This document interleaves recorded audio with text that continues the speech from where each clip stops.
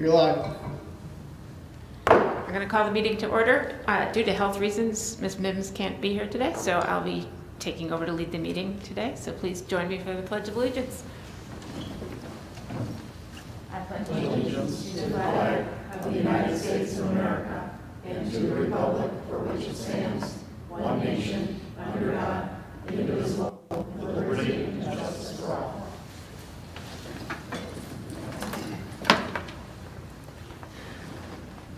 Item 1.03 on the agenda is the approval and revision of the agenda. Do I have a motion to approve the agenda as presented? Well, yeah, Daryl, and a second? Was it Sarah? Okay, well, we need the first and the second first, and then, is that correct? Correct. Okay, and you'll second Cindy, okay. And now, does anybody have any comments? I would make a motion to add an executive session at some point in the agenda so we can talk about some personnel items. Do you have a second for that? Sherry, I'll second. Okay. Jason's our second. If it's the pleasure of the board, given the agenda, I would recommend that it would be put in front of the consent agenda. Okay, so that would mean that the executive session goes as 4.01, and then the whole consent agenda moves to the 5 point everything, and then the adjournment becomes the 6. And then we will go into executive session and come back out to public session just to do the consent agenda with no business transacting, like no discussion afterwards. Well, before you approve the agenda, also, did everyone receive the backup information on item 3.04 and the rationale behind it? So it is there if you would like the pleasure of the board to act on it. If not, we can remove it as well. If you feel it's too soon. Are we okay with having 3.04 as it is in the agenda right now? Okay, so we will be adding 3.04 and we will be adding an executive session after 3.04. Any other comments on the agenda? Yeah, I just want to add, I know our last meeting was, we changed the agenda because it was a storm that night, so I understand why some of this is on. I just want to be mindful moving forward. It's noticed as a special meeting, which is by definition supposed to be a single purpose, limited purpose meeting, and obviously by the agenda, it's Yeah, there's a lot more. tonight's agenda is, so just move forward when we're noticing those. If it's a special meeting, we'll do it a special meeting. Okay. I don't remember how it was worded last meeting when as we were taking things off the agenda due to the storm, if we said we'll do it at the special meeting or if we left it hanging. But so noted. I definitely understand that, Dan. All right. So looking for a vote for approving the agenda as suggested, as revised. All the four, all to approve? Okay, anyone against? All right. Moving on to 2.01 is our budget presentation. So Brad's going to present over there, and we all have our slideshow on our computers.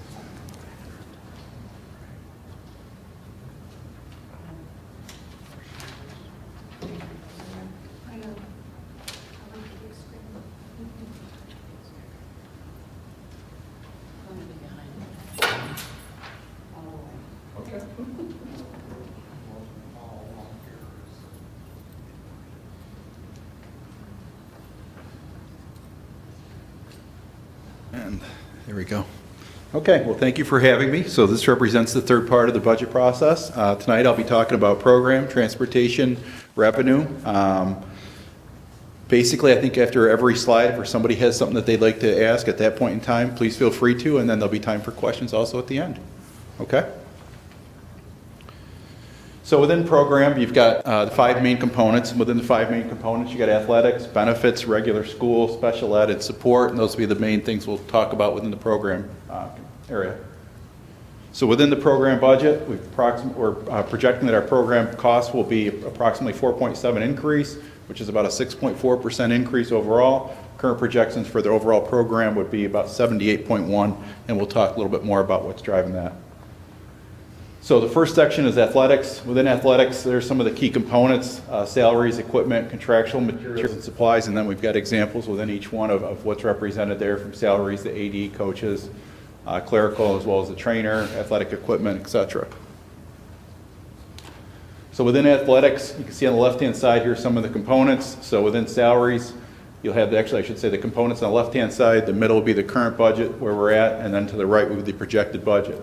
So year over year, you can see some of the increases, and then at the bottom you'll see the bullets. So salary increases are really due to contractual agreements. The next item, athletic equipment. The increase there really represents new soccer goals that they'd like to have.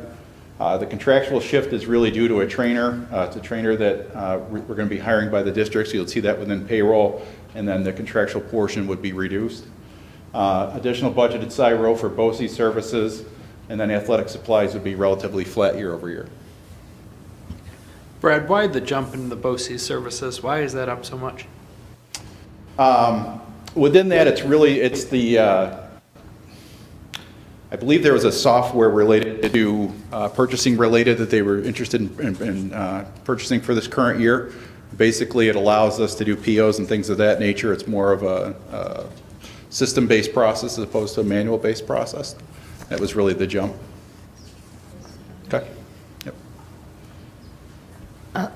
Brad, I'm sorry, so that would fall under athletics? It's the certain components within BOCES. There's certain categories that would go into each component, and with that one being the athletics, there's things like Schedule Galaxy and some other related things. And in this case, there's one that's a software-related one that ties athletics, but it does come back to finance.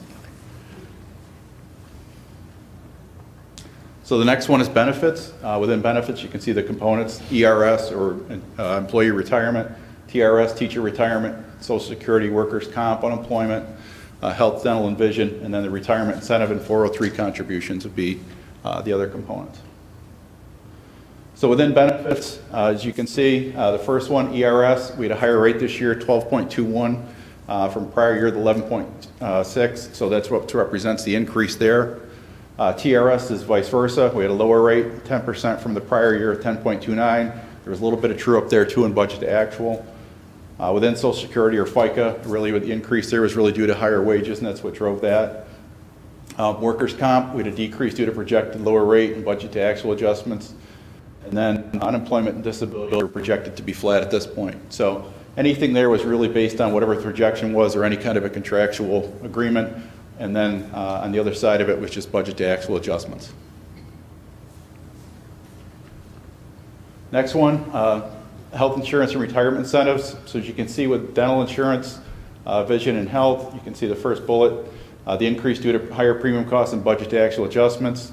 So it's a 7% increase that we projected at this point, and those are increased to those 7% increase amounts. Insurance buyout, retirement incentive, and flex admin fee, those increases are based on spending projections. So those are really at those amounts. And then the 403 contributions is projected to be flat year over year. Special education is the next component. Within special education, again, salaries, equipment, contractual materials and supplies, and BOCES. And again, you can see some of the things related to it for salaries. There's pre-K director, psychologists, OT and PT positions, teachers and TAs, etc. So within special education, the first thing, salaries, you note that it actually was a decrease there, budget to budget. In this case, it's really due to contractual agreements, and then really it was a budget to actual adjustment. So really in the prior year, it was a little bit higher based on actual and a little bit of shift. It really brought it down to there's your actual amount, the 4633.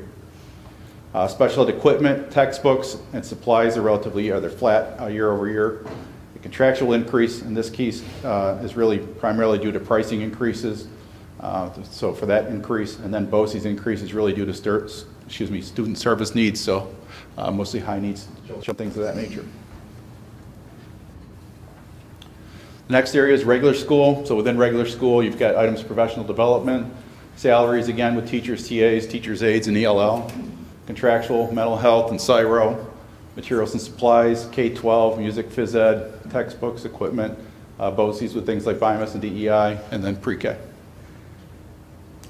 First area, professional development. So the in-service training is projected to be flat, and then there's going to be an increase in professional development, and it's really due to additional program needs. So that would be that one. Next area is salaries. Teacher salaries, you can see, and TA salaries, subs, as well as teacher's aid. Again, everything is really primarily due to contractual agreements and budget to actual adjustments. It does include the elementary dean of students position, and that's just a shift in budgeting instead of where we'd be using stimulus funding in the past. So as that stimulus funding winds down, this is an area would be represented where the general fund would pick up that position.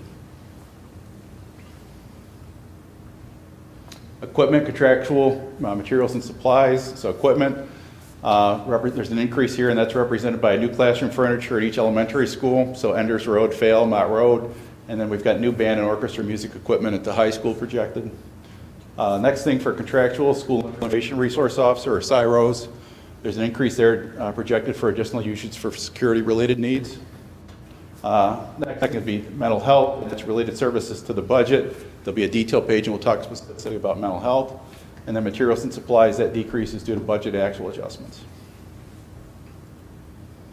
So within mental health, we tried to list out kind of a summary of what components are making it up. And at the bottom, just because everything has a price tag tied to it, we tend down for the programs and services, the actual cost that we're seeing would be projected cost at the $700,000. So you can see the first item, the Tier 2 access helpline that's provided by Onondaga County. The second item, continue family school liaison positions. We have one at each school. The next thing, contact community service partnership services. So we would continue with our mental health educator. This would be a shift in budget. It's previously used stimulus funding for Will DeSantis. The next item, we'd like to project to add a student assistance program counselor or to establish a drop-in mental health clinic requested by students. And then our next item would be expanded the CNY mental health counseling services for the 2023 RFP with Dr. Harmon. We also would have BIMUS service and support purchased through BOCES, and virtual learning academy services, again, would be purchased through BOCES. You know, Dr. Tice would like to add anything in regards to this? Certainly, the board has been aware and backup information. This is very important to us. I know there's a lot of confusion out there that we are not participating in county services. Truth of the matter is that we have always participated in the Tier 2 access helpline services. What we have had in the past is the family school liaison positions. The county calls them student engagement specialists or Promise Zone individuals. The Promise Zone folks have worked with kids in the past. They've had special mental health first aid training. The reason we didn't go into the Tier 1 services, as the board is aware, is we've had the family school liaisons. These are certified individuals who are either school psychologists, school counselors, or school social workers. In terms of contact community services, we're looking at expanding that.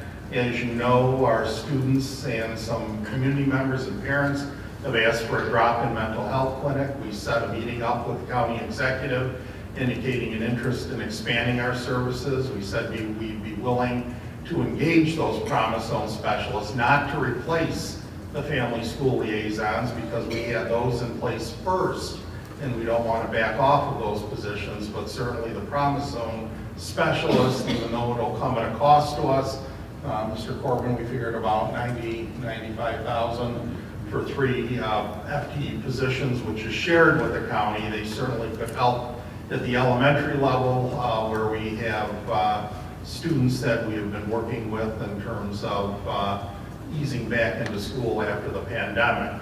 The one thing the county suggested was the school assistance program counselor, which would be our opportunity to provide a drop-in mental health clinic that's been requested. It's similar to what some other school districts have done. The counselor would come from contact community services, and the county had offered to pay for half. So in the initial budget, and Mr. Corbin and I talked about it as late as today, it should be, as it says there, $700K. It could be a little bit more. The county has indicated that they're not willing to pay for half. unless we do the whole package, which includes the Tier 3 services provided by Helio Health or Liberty Resources. As the board knows, that's why you see there, we've expanded. We've been working with CNY Mental Health Counseling with Dr. Carmen in terms of our counselors have been able to issue 3-packs in terms of triaging the students. They'll also send students to CPEP with the help of the school information resource officers. So we really had those Tier 3 services in place. Most recently with Dr. Carmen, another provider in Fayetteville worked with us prior to that, a little bit below the radar, but Dr. Carmen does not mind being front with that. So we truly have all the multi-tier systems of support, MTSS, which you've heard about. We have the Tier 1 with the family school liaisons. Again, the county calls them student engagement specialists. We signed up with the county for Tier 2, and we have been working locally with Dr. Carmen, with CNY Mental Health Counseling. Many of our students go to her. The BIMAS level of support, as you know, the board has supported that, and we're working through the different screenings. We're currently at the high school, having administered it at the middle schools and the elementary schools, and we'll continue to go with that. So we estimate at minimum 700, it may be 750 if the county withdraws their support for that SAP. We'll go directly through Contact Community Services, much like we did with Will DeSantis' position. So just to be clear, if the county does not pay for a share of the drop-in services, we're still going to fund that position and have that position? Great question, Mr. Steinberg. Yeah, that's why it says here 700. It was based on the county splitting it. The most recent email I've received indicates that they don't have an appetite for that unless we sign on for their Tier 3 services. And we're truly out of space. We haven't decided where this drop-in mental health clinic is going to be. I know you're chairing the facilities committee of the board. And as you know, the construction project at the high school, it has a strap for space. We will find space for this. There's just no way we can accommodate Liberty Resources or Helio Health, you know, as much as the county wants us to have that. And again, keep in mind, Liberty Resources, Helio Health, they're good people. They work with students that have a diagnosis. And so if a child is seeing Dr. Carmen or somebody else, all they can work with are the students that are on their caseload. Even if there's a crisis next door, they cannot get up and go tend to it, much like our our family school liaisons can. So, great question. We will, long story short, sign up with Contact Community Services for that counseling. So we will establish a drop-in mental health clinic at the high school, which is what the students have asked for.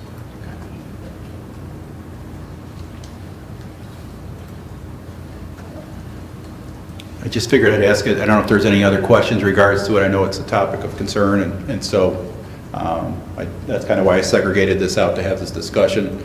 And if there isn't, I'll move forward, but I just figured I'd give you a second just to ask if there's anything.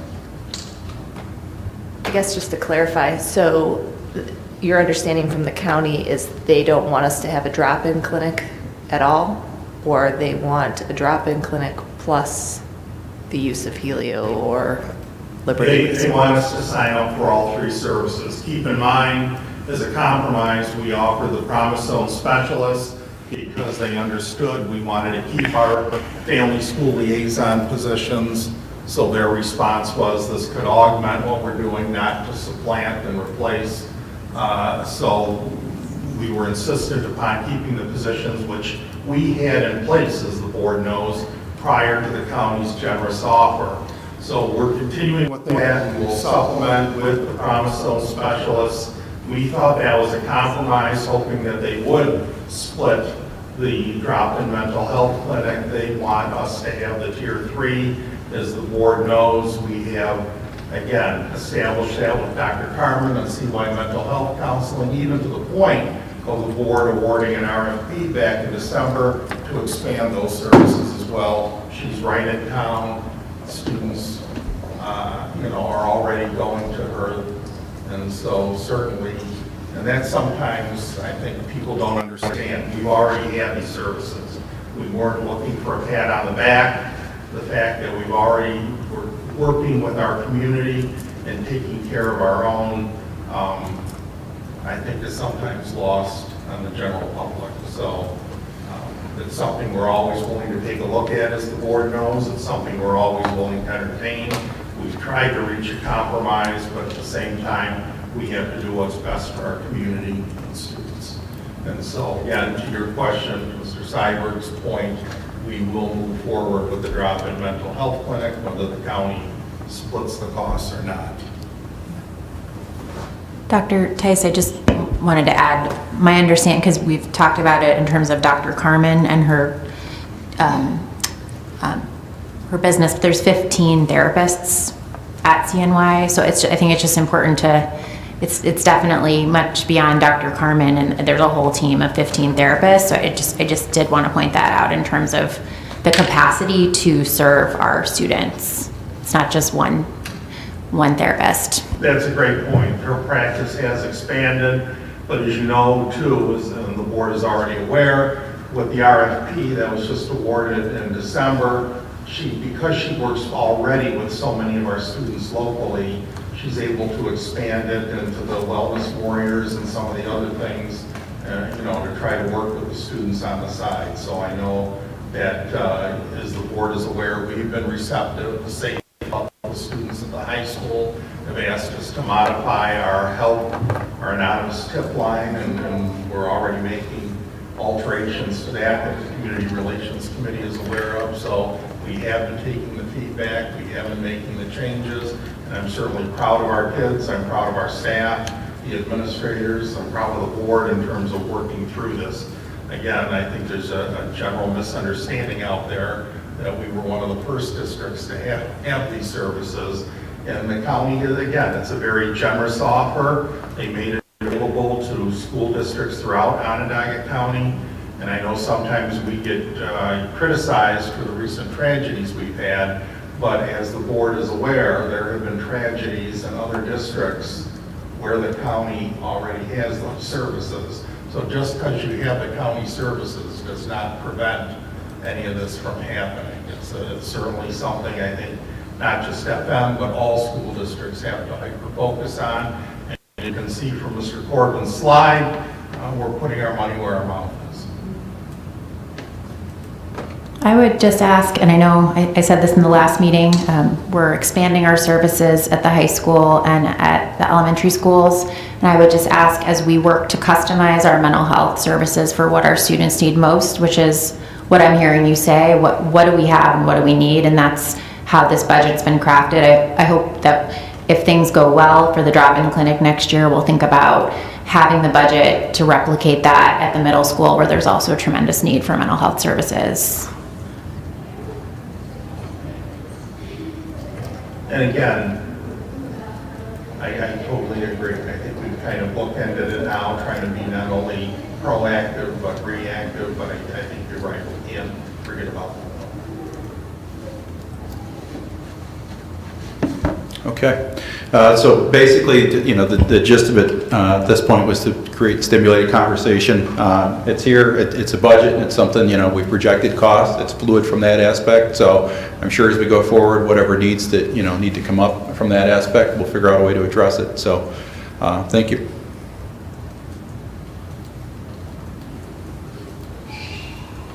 So the next area we'll talk about will be tuition, textbooks, and BOCES. Within tuition, as you can see, there's a decrease there, really project on actual needs. Based on what we've gotten, we're projections for next year, it looks like it's going to be a projected decrease from 175 down to 60. Textbook needs are projected to be relatively flat year over year, and then BOCES needs are not too far from being flat as well, except for a couple of key areas. And as I indicated those below, you can see we added 2 slots for our virtual high school. We've added the EI training service provided by BOCES. Again, we talked about a minute ago the BIMA service and its support, and then there was some additional pricing and needs within our industrial graphics and copy center. So Brad, we talked about BIMAS on a couple of different slides. I'm just, which slide is it actually budgeted on? So this is the slide where it is budget-wise, but as far as like the need or service went, I wanted to put it with mental health just because of, what it provides as far as like that actual need and the service for it. Okay. So it's kind of one of those where it fit dollars-wise over into this area, but within mental health was kind of, to talk about it. It's kind of the same thing. I kind of fought with the idea with the counselors, whether to put them up on the slide with, related to mental health as well, but I kind of parked them in their own budget area, so. Okay, because it was also on slide 11, so I just wanted to make sure if it was, we were triple We'll make sure counting we it. really talk about it. It's really important, but, Yeah. okay. Yeah, that service is about 25,000, just to, to free your mind a little bit from dollars wise, but we'll see it, I guess, when we get to it, but thank you. Next we have pre-K, so as you can see, the big thing that sticks out obviously is 22-23, it's first year, so it wasn't budgeted yet. These are the corresponding dollars at this point, given, we're still kind of where we're at with the actual product that's out there. So conferences, fees and dues, outside services and materials and supplies. As pre-K keeps to evolving, those corresponding budgets I'm sure will increase, and we'll talk more about those as they go. If it gets to a point where it's in-house, now we'll start talking about additional labor with teachers and things of that nature. But at this point, that's really what's in the budget. Everything that comes in through federal aid is processed out from a contractual agreement through the RFPs with the 3 providers we have. So next area is support. So within support, you have items like occupational education, or CTE, you'll see with BOCES, summer school, library and audiovisual, IT, guidance, health services, family school liaisons, co-curriculars, interfund transfers, and then BOCES services again with CTE, hardware, copier, software, things of that nature. So within support, first thing, occupational ed, or in this case, it's really one specific category that's CTE related. So as you can see in the first bullet, the career and tech ed, those seats increased by 11 seats. Those seats are about 9,500 apiece. It's based on actual cost, so each year it's based on usage. In this case, it drove it up from the 200 in the previous year up to the 308. Next one, BOCES IT security upgrade. So basically we have additional managed IT and cybersecurity services. That's what that increase was. The big one is really going to be in the actual IT department, and that's the BOCES hardware order. So what we've done is it's related to laptops. So given where we've got with pricing as well as where we've got with the supply of materials and things of that nature and the timing, we really are putting in an order a year in advance, if you will, to ensure that we'll have the product here for the start of school. So it's really a 24-25 related product, but we're really putting in the order at this point to have it in time, because otherwise with districts, you might have it as far out, sometimes it's between December to January when you need it back in September. And then guidance really represents a budget to actual adjustment and that decrease. Brad, and this is the 250,000 laptop order, that's so that we can have one-to-one Correct.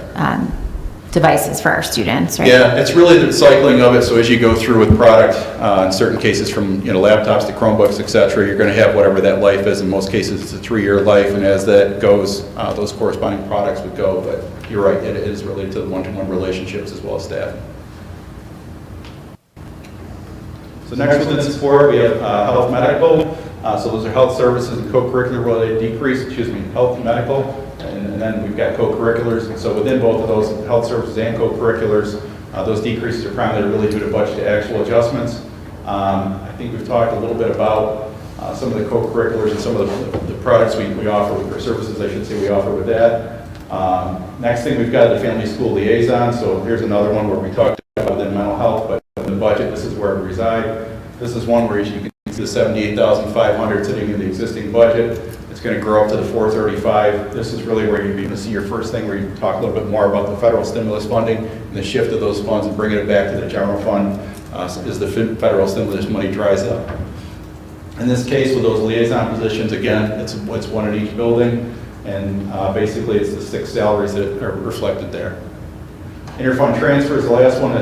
That's basically it. Well, it is flat year over year. That's related to special aid. It's projected to be the same, and it really is the special ed summer school portion that's represented there.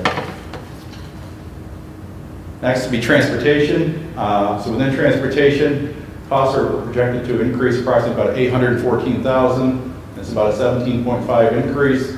And And overall, that budget is $5.5 million, and we'll talk about that increase as we go through. So within transportation, the 4 key areas: salaries, director, dispatcher, mechanics, bus driver, bus attendants, and subs; contractual things like gas and electric, insurance, materials and supplies, fuel, bus parts, etc., and then transportation equipment. Excuse me. So within transportation salaries, you can see directors and dispatcher in the first line, bus drivers in the second line, sub-bus drivers, bus attendants, and then mechanics. The salaries all reflect negotiated contractual agreements, and there's budget to actual adjustments. So within pre-K, the pre-K transportation costs, it's really captured over in the bus driver area. That was approximately $413,000 based on data that was provided to me by transportation department. Budgets also include additional school activities where we had sports trips and field trips. Those items would have been captured, I think, in some of the salary lines where we've broken that out. And then that actual activity has increased significantly since post-COVID. So it's a big increase. I don't know, it's one of those where we knew exactly how much pre-K was going to cost from a transportation perspective. Again, as pre-K evolves and however we do that, whether it's brought back in the building or external or continues there, that's something we'll have to look at. I'd like to have our transportation folks look at routes and efficiencies to see how we can do that. So how did we handle pre-K for this year? Since the budgets all looked like they were zeroed out, were we just running over budget because we were accruing actuals and we just didn't know where our baselines were, and now we're trying to make a reasonable budget moving forward? And So you're talking budget to budget, correct? yeah. Yeah. So I think with the pre-K, what had happened is when it got put together, you receive a corresponding aid amount on each child that comes. Within that aid amount, you have an ability where you could carve out the transportation piece. We were taking the full aid amount, giving that to providers to cover the salaries, meals, things of that nature with the children. We took on the responsibility of the actual transportation. I don't know if anybody could fully project it out what those $413,000 was going to be just based on what the routes were going to look like at those points in time. Probably back in around January, I started looking at fund balance and surplus related items and tracking actual costs. And at that point, it looked like it was growing significantly. So I asked the folks down there to go through and take a look at the detail because there's something that was getting missed, and it was basically the cost, when they went through and projected it out, looked like about $413,000 if nothing was done to the current routing. So my question at this point is, what can we do from a routing perspective? What other changes or opportunities can we do? Anything from, the amount of trips to, how many kids on one bus, at the same time being cognizant of the fact of how long they're going to be on the bus. Yeah, I guess my question is more that if we didn't budget it for last year, but we still incurred those expenses, we're not running over budget significantly, correct? We were able to absorb that extra. So there's 2 different thoughts there, and it's good. One of them is, what are we looking at actually? And so come May, we're going to talk in great detail about where we're at with the fund management plan and that surplus. Right now, that conversation to have it, we're probably looking somewhere around $650,000 deficit in transportation expenses. So we are looking at that. The way this budget was built, I've got it built for a worst case scenario with that. My hope, and everything we're reviewing and looking through, is that we can gain efficiencies this year during budget. Those corresponding funds could then be used to either surplus and feed something like our capital reserve or things of that nature, or if maybe we want to do anything more with mental health from that aspect, or these kinds of things that we're talking about, or there could be opportunities from capital project related to cap transfer or whatever. But it's built conservatively from that aspect to where actual cost projected, it's built to that level. Okay. If that answers. Thank you. Yeah, thank you. Okay. Why is bus attendance number 50%? I think it's similar, Dan, in the sense of what was going on from the corresponding driver's cost of having those attendants on those runs, those corresponding runs where it was just a projection that was really understated. So all those, that 23, 24, those salaries numbers are driven by where we're currently projected at. So it's really that offset of where you're going to see the deficit this year in actual from those salary codes. I've tried to true them back up to where I think they're going to project where they're going to go. So ultimately, between the added runs of from field trips to sports trips to midday runs to whatever, where you've had a bus attendant involved, that corresponding volume went up. The other thing that happened was last year, I think the contract was renegotiated, so there was some favorability given, especially the way the bus driver shortage was going.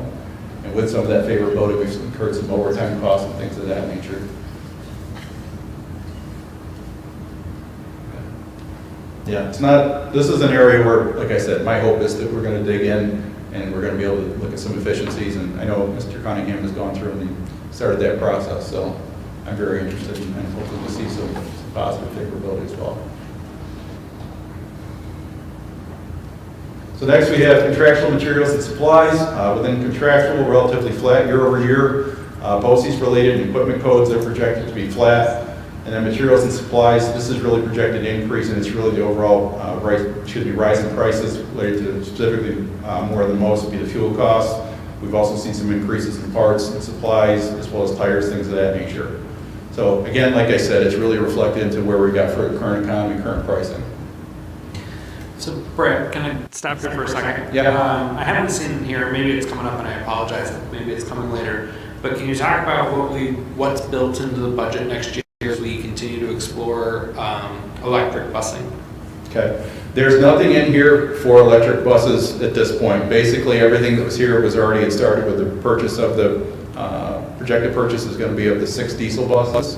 What we have done, since our electric bus conversation is we've had our meeting with National Grid. National Grid came out and did an assessment review of a fleet assessment, I guess is what they call it, our assessment of our facilities. And then we just received that, like, I don't know if it was today or yesterday. So we're going to kind of review that, digest that, and there'll be another discussion. We'll probably start with the facilities committee and then talk about what their recommendations were there. But as far as actually in the budget, there's nothing in there in regards to electric buses at this point. Okay, just something to consider. I would think that we'd want to put some sort of placeholder. I know facilities comes up on April 10th, so maybe we can talk more about it there. Thanks. Yeah, it's one of those where the 6 buses were already ordered. It's similar to the laptops aspect of where if you don't put the order in, there's no way you're ever going to receive it in time. So for instance, this year, the order went back on a normal processing when we would have done it. I think we're still either waiting for a bus or we've just gotten our bus not too long ago. From that aspect of it, the pieces of it that we weren't sure about at the time the budget, we're in the final step here. There really wasn't anything new data I had at that point other than to tell you maybe if we put money aside in a reserve aspect. But I'm, my former auditor life, I'm not sure where we park that other than, some kind of other. So that's kind of where we're at with that, but it's something definitely on the facility side because I am interested, are we going to have to do something with the actual, bus garage itself?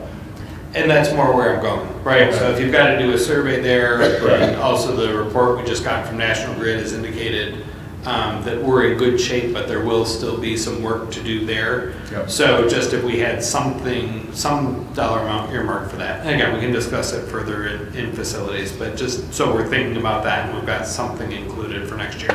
Yep. Thanks. No, that's fine. That makes sense. That'll be something definitely as we get that report, we'll crunch through it.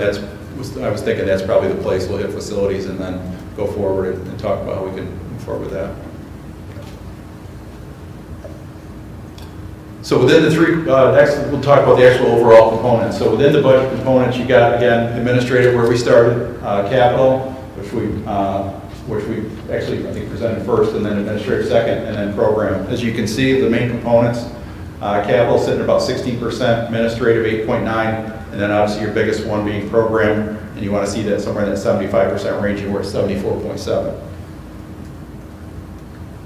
So within those 3 components, you can see the dollars amount, and then you can also see your year-over-year basis with the budget. Admin, again, the 8.8 up to the 9.2, and it's a 5.5% increase. Program, 73 to 78 at 7.2, and then capital going from the approximately 17 to the 17.2. Staffing the program, what's represented here, there would be no cuts to either program or staffing with what the budget would be providing. And then contractual salary increases are either negotiated contracts or forecasted settlements that the budget represents. Within admin, I believe that was administrative intern was in there was one of the drivers of that, and then it was just contractual increases in budget to actual true-ups, and that's what represented that. Program we just talked about, and then capital year over year was really the cap transfer, and then we had some debt come off, and that really represented that. And we'll talk more about kind of, in summary, what drove the budget as well. This is the This part, it was so big that I just had to separate it out into two different slides. I wanted to give you this, it's something I think we talked about in audit committee that I want to provide. This will be something as it goes out with our budget newsletter, so you'll see that, but I want to give it to you here so at least you had a chance to see it on this point too. I wasn't really sure how to apply it through, but this is my best attempt at it. So this will be a little bit of a further breakdown and hopefully a little bit more similar to you guys or familiar to you guys since we put it out with our budget newsletter. And this is the other side of it with administration and capital, and you can see again those corresponding components there. The benefits are carved out in the allocation. It's just what benefits apply to what specific categories. And again, at the bottom, you can see the 98.9 up to the 104.8. So here's the overview. It's kind of interesting when you get done with one of these and the amount of time it took to do it all, and it comes down, and here you got 6 different categories that the whole thing represents. So I could, I guess, just done it in 6 categories, one slide, and we would have been done. But so the 23-24 summary of expenditure increases. Salaries approximately $2.7 million, again, based on negotiated and forecasted amounts. Health and benefits, $1.3 million, based on a 7% projected increase. Special ed, $500K represented. Again, it's BOCE services related and high needs and those services related to that. Mental health, $700,000 in the detailed breakout we provided. Transfer to capital, an increase of about $500,000, or it was $500,000. And again, that's related to Mott Road air conditioning and bathroom renovations. And then transportation, as we talked about, the $600,000, the main component being pre-K transportation, as well as the field and sports trips being budgeted. So overall, it's approximately $6 million, and that's the corresponding expenditure side, and then we'll talk about the revenues. So within the revenue components, the 3 main components, state aid, property taxes, and other revenue sources. In our case, state aid represents about 31%, tax levy represents about 66%, and other revenue is the smallest portion at about 3.2%. State aid, so it's really based upon the annual budget. It's usually passed into law around April 1st, but an executive budget proposal is the basis for the budget development. So in 22-23, state aid was $27.9 million, accounted for approximately 28.2% of FM revenues. In 23-24, it's projected at 31.9%. It's an increase of approximately $4 million or 14.4%, and it accounts for approximately 30.4% of our revenues. And we'll talk a little bit more about that. So within the aid categories, you can see foundation aid is the first one. You can see at 22-23 we're 14.16. 23-24 we're projected at 18.3. The increase, as you can see, is about 4.168. And that bullet down below, you can see the foundation aid. That's your formula-based one. So basically, the formulas ran, the state ran it through, and it resulted in a $4 million increase. This, in my opinion, is a one-time deal. We've been waiting, all districts have been waiting that we're going to receive the foundation aid increase. This was what everyone was kind of waiting to happen. So as it is, we were fortunate, we got the $4 million. That's what that increase represents. BOCE's aid, you can see is next, about a $20,000 increase. We're relatively flat year over year in BOCE's aid projections. High cost aid, again, relatively flat. Materials, construction materials aid, relatively flat. And transportation aid. So here's the good news, I guess, as far as those expenditures increase in transportation, the thing to remember, there is corresponding aid received for that. So as those expenditures go up, ideally you're going to get some percentage of it back. It's not one for one. I think we're probably somewhere in that 60 to 70% range as far as recovery on those corresponding expenditures. Building aid had a slight decrease, and again, as I wrote down below, it's slightly down, but this is going to increase more in subsequent years. As the high school project is completed, that aid number is going to increase. So as building aid falls off, the projects come off, the ones that come on, and with our cap transfer and things of that nature, that corresponding aid is going to flow too. So overall, you're roughly netting it out at about $4 million, which ironically, again, ties right back to the actual foundation aid increase. Property taxes. So since 2011, the property tax cap's been in place. And I think everybody's probably aware of it at this point, restricts the property tax levy increase based upon a formula that takes into account as inflation is measured by CPI, growth in the tax base, and exclusion for certain expenditures. In 22-23, the levy was $67.5 million. It was approximately $1.2 million and represented a 1.8 increase year over year. In 23-24, our tax cap is projected to be 3.82. It's about a $2.58 million maximum increase for the cap itself. Our levy increase that we'd be proposing and what the budget was built on is 2.98%. It's about a $2 million increase. So between the cap and the levy, you're talking about $600,000 not going to the full capital amount. In 23-24, that tax rate impact, if you took like a $100,000 home as the example, the assessment, that increase would be $69.45. The key there is in parentheses, that's using prior year assessments and equalization rates. I expect that to change. I know with Manlius and I believe DeWitt, they're both at 100% for equalization rates, so that piece won't change. It'll be whatever is by the assessments. And I'll end up talking to Pat Duffy and learn more about that as we keep going too. Other revenue, it's about $2.6 million. Other revenue sources, county sales tax, interest, rentals like BOCES classroom, sales equipment, Medicare, BOCES refunds, etc. So within other revenue, here's some of the categories and then a year-over-year fluctuation. Similar to some of the expense categories, this really was a true-up of budget to actual in most cases where you charge for services, interest income, and you can see over on the right or left side kind of how everything flowed. The main two things I probably point your eyes to is going to be the second line down, interest income. We budgeted it low at $175,000. Some of that's done with intent where you want to actually try to balance the budget. In our case, it's probably still a little bit light given what we've got for the current economy and the interest rates. So we're projecting about a $525,000 increase year over year in budget revenue for interest income. The other side was the appropriated fund balance. So as revenues increase and wherever your appropriations are, this is really your piece that's going to be used to balance the budget.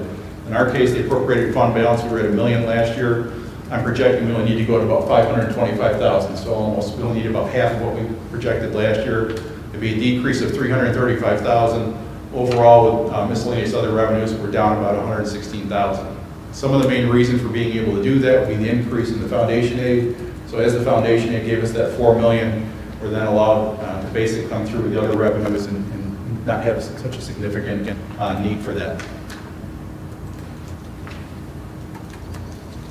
The revenue budget overview, the summary of revenue increase includes really, there you go, foundation aid $4 million, formula-driven aid increase, and the property tax levy, that 2.98%, that 2.98% projected increase represent about $2 million in levy funds coming to the district. So overall, if you took the slide of the expenses with the 6 items and the 2 items here on the revenue, that's essentially the budget year over year from that aspect. So next steps, ideally the board would adopt the budget on April 17th, we have a budget hearing on May 8th, and a budget vote on May 16th. With that, I'll ask if there's any questions. So on the slide with the expenses, you know, we talked about the $700K for mental health, and I just want to go back to that because we are providing significant amount of mental health supports currently.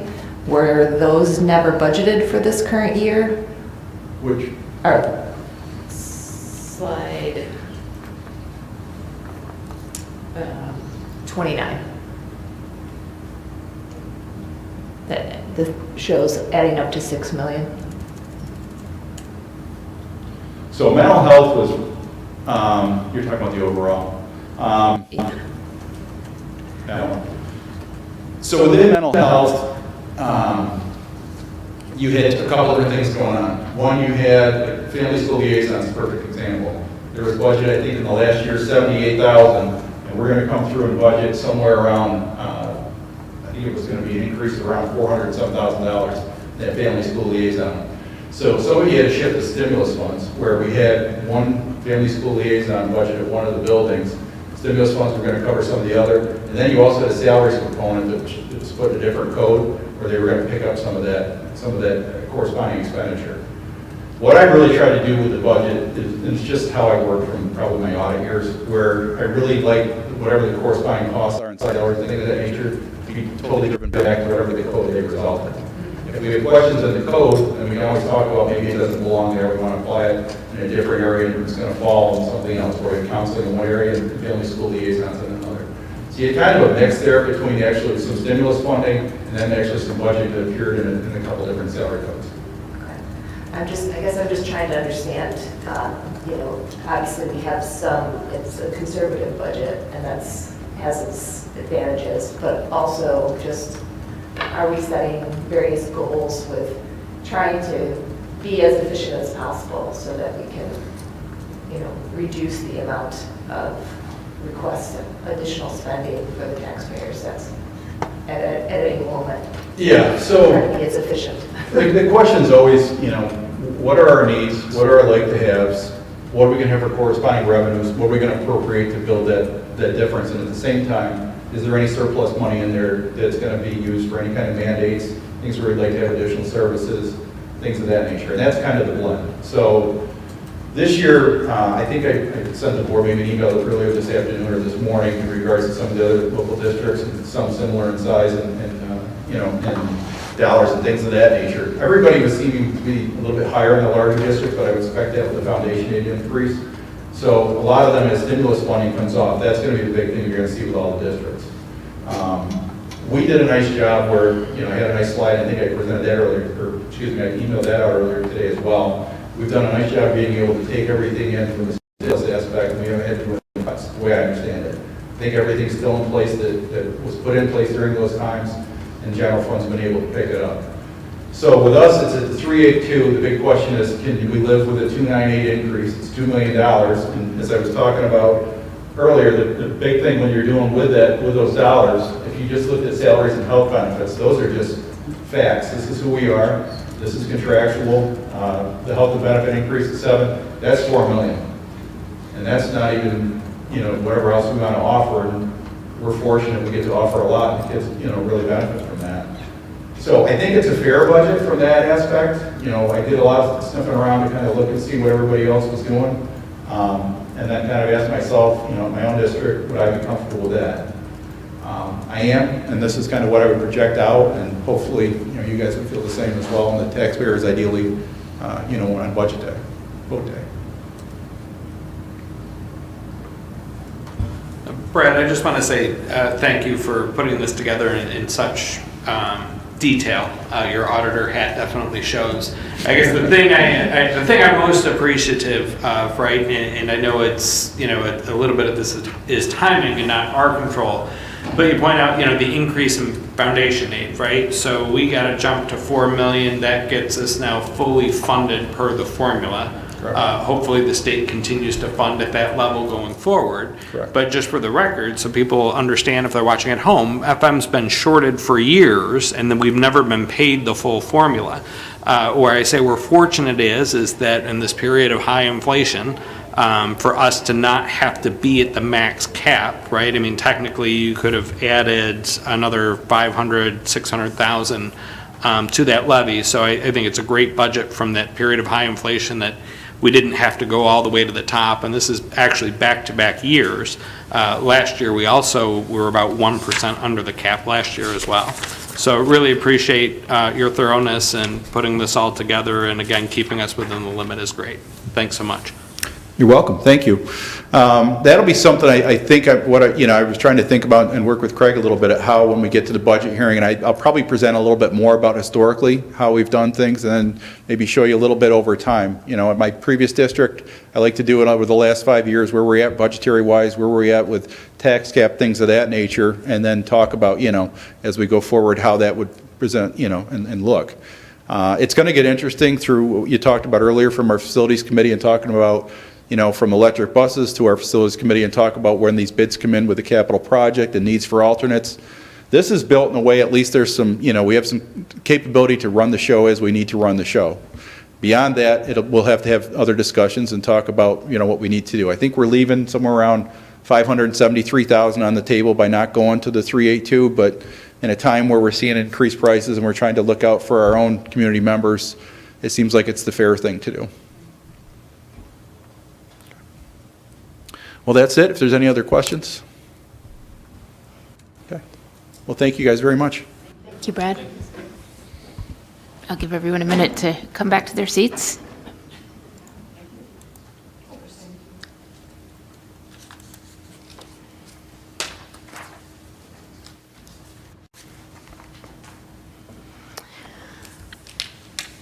All right. Moving on to 3.01, new business. Do I have a motion that it be resolved that the Board of Education of the Fayetteville-Manlius Central School District hereby approves the 1000 series of policies in second reading to be enacted upon the completion of the NISBA policy transition and approval of the policy book. Do I have a motion? And Kelly? And a second, Cindy? All right, any discussion?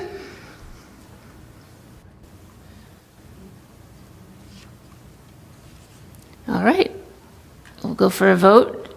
All in favor, say or indicate aye. Anyone opposed? All right, everybody's in favor, so we'll move on to 3.02.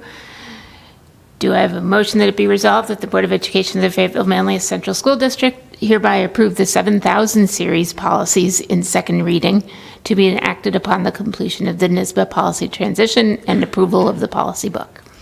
Do I have a motion? Sarah, and a second from Rebecca. Any comments, discussion? Yeah, I'm just confused about what we're actually being asked to approve, because the document that you provided This is all redlined. is a blank document. Yeah. Because every single thing on there is stricken. So what are we actually approving? By this, it says if we're approving what's been attached to this, we're approving nothing. Nothing. So are we approving the fact that there will be no 7,000 series, or is it different? I believe we decided to use the FM policies and not use the NISBA policies. Are we relabeling FM policies to have a 7,000 number, Sarah? So 50, current policy 5630 Yes. will be numbered something as a 7,000 series. 7,100, just to be consistent as well. So Sarah, is that something we do have to approve this in order to make that new 7,100 become, 5630 become 7,100 eventually? For board awareness, I think it's a good idea. So in essence, all we're actually approving here is a renumbering of current 5630 to 7,100. Yes. Correct. All right. Anyone in favor, say or indicate aye. Aye. Anyone opposed? All right, the ayes have it. So we'll move on to 3.03. Do I have a motion that it be resolved that the Board of Education of the Fayetteville-Manlius Central School District hereby moves policy 1321, students serving as ex officio members of the school board, and policy 1000 exhibits C and D into second reading at the next board meeting? Do you have a motion? Cindy? In a second? Daryl? And any discussion? Yeah, a couple. So working up from the bottom on proposed 1321, Okay. the last paragraph, I can't make sense of. It says, good faith actions, mutual respect, and cooperative effort of all parties are essential to a positive and meaningful partnership and bringing about meaningful changes, period. To the board believes that an ex officio student member will. I don't know what that section is supposed to say, but it can't be. Yeah. I'll look at my notes.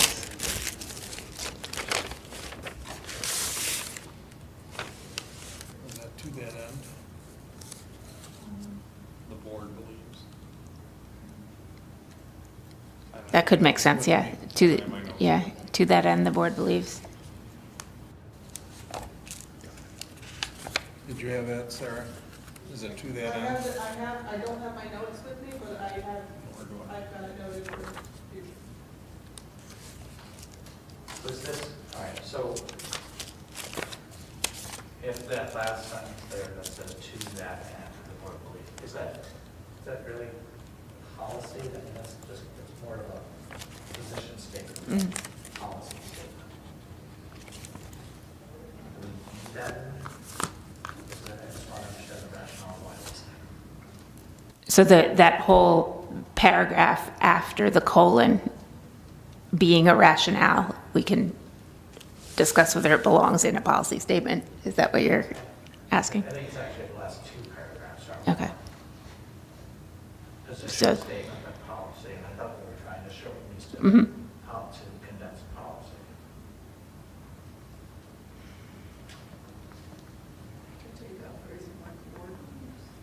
Yeah, so starting with the paragraph that says the Board of Education believes that, and from there to the bottom, I'm just not sure any of that is policy so much as position statement. So then we end up with the 3-paragraph policy that indicates that we will have a student board member and how that person is chosen. Correct. Everyone okay with that?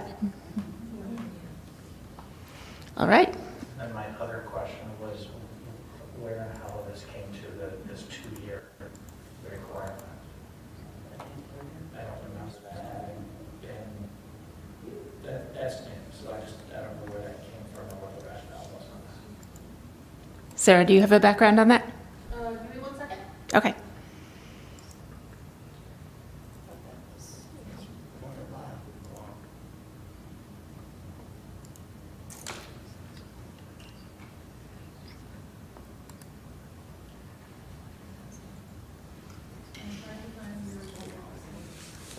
Are you, didn't hear what you said. Are you saying it's from law? It's not. It is in current policy. Oh, it's in current policy. Okay. But it isn't the student serves for 2 years, it's that the authorization by the community occurs every 2 years. Attended. Oh, no, this is, That's not what it says. it says that the student must have been an FM student for at least 2 years. So in other words, they have to have enrolled by fall sophomore year in high school in order to serve in this position as a senior. I didn't remember. There are 2 appearances of 2 years. One is voter authorization, that is in law. The other piece is in current policy, that they must have been a student in FM for 2 years before they can serve. All right, I just didn't remember that it was there. And then it's not on this one, but I don't know where else to do this. I'm sorry that I Okay. did this in 3.01, the 1000 series. One of the policies in there dealt with chain of command and named certain individuals who are no longer Oh. part of the district. So that either Yeah, it needs to be updated with revised. correct names or just by title. So these are in first reading. We can make sure that that is changed, researched and changed by second reading. You said one of these exhibits, is that what you're referring to? Or? One of the policies. Oh, one of the policies. 1000 series. Okay. 3.01 on chain of command ceremonies, Gotcha. which one I'm talking about, so we'll get those adjusted. Okay, those will be adjusted by the next meeting when we have this in second reading. All right, so this, we don't need to vote on this? Or do we do vote on first reading? Okay. So we already did the motion, so if all in favor, say or indicate aye. Aye. Anyone opposed? Ayes have it. Moving on to 3.04. This is the new consulting agreement.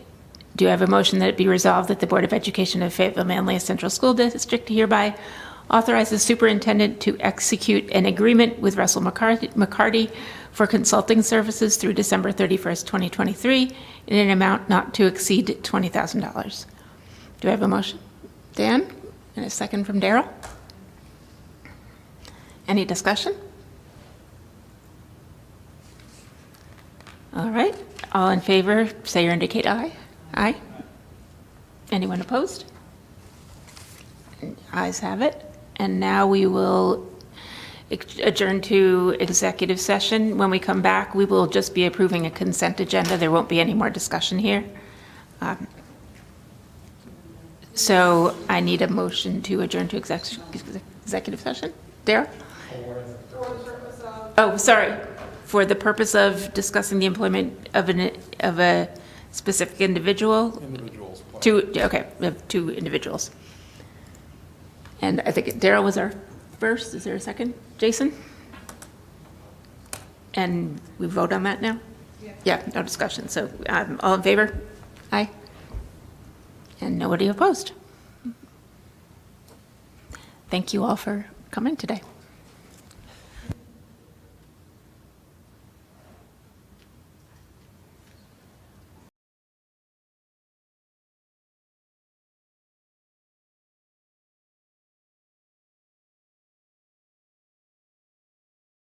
One, which is our consent agenda. Can I have a motion to approve the consent agenda? Cindy? And a second? From Sarah? All those in favor, please indicate or say aye. Aye. Oh, I forgot, is there any discussion? No discussion on consent. Okay, then aye. And anyone opposed? All right. Now, can I have a motion to adjourn the meeting? Jason? And a second? And Dan? All those in favor? All right, meeting is adjourned. Thank you. Good job. Thank you, Madam Vice President.